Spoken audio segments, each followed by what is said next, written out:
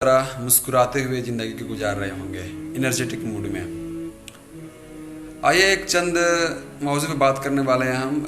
चंद जो है हालात अभी जो यूनिवर्सिटी जो देख रहे होंगे आप, मुजफ्फरपुर यूनिवर्सिटी, जिसे भीमराव अंबेडकर यूनिवर्सिटी के नाम से जाना जाता है।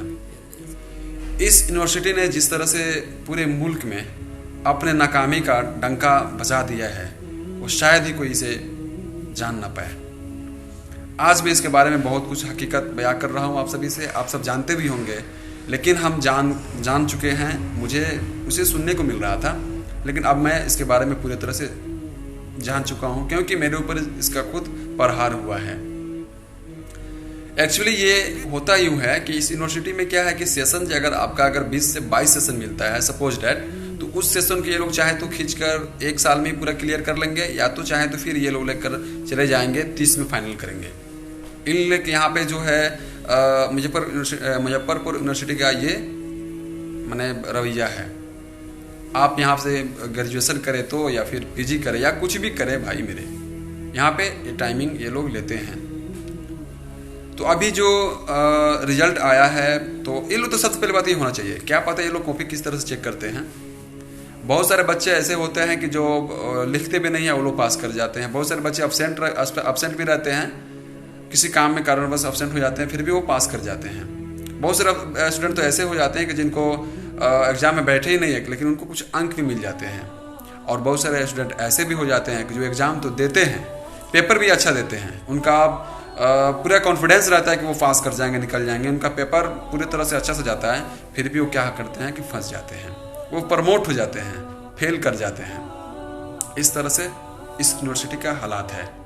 और यदि बच्चे आते हैं यूनिवर्सिटी में, कंप्लेन करते हैं, तो कंप्लेन करने के बाद में क्या किया जाता है, कहा जाता है कि पढ़े थे, एग्जाम सही दिए हो।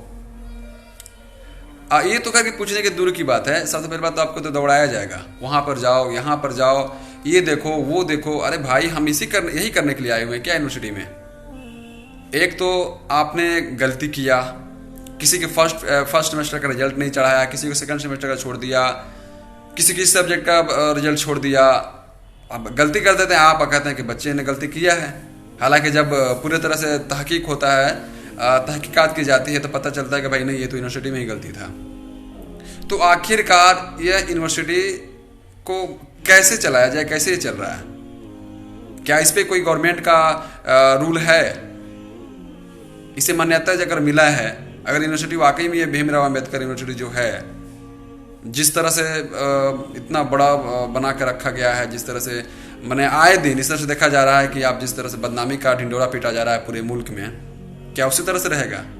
क्या इसमें सुधार नहीं की जाएगी? सुधार नहीं होना चाहिए था? होना चाहिए था, लेकिन इस पर आवाज़ कोई उठाता ही नहीं है। अगर कोई आवाज़ उठाता भी है तो उसको दबा दिया जाता है।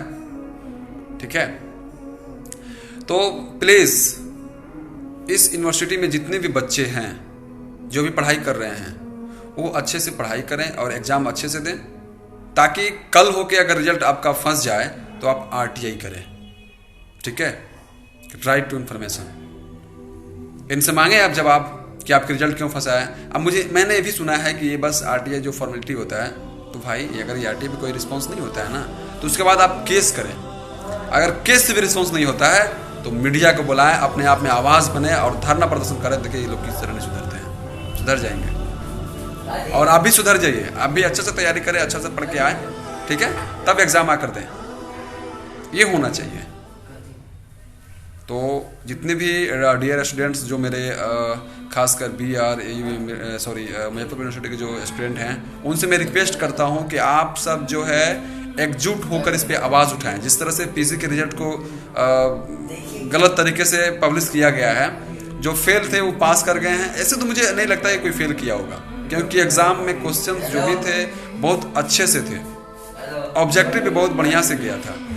तो भाई कैसे फेल कर जाएंगे भाई?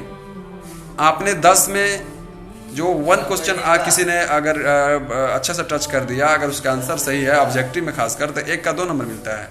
तो किसी का 10 में 10 सही है, तो भाई उसको तो 20 नंबर यूँ ही मिल गया।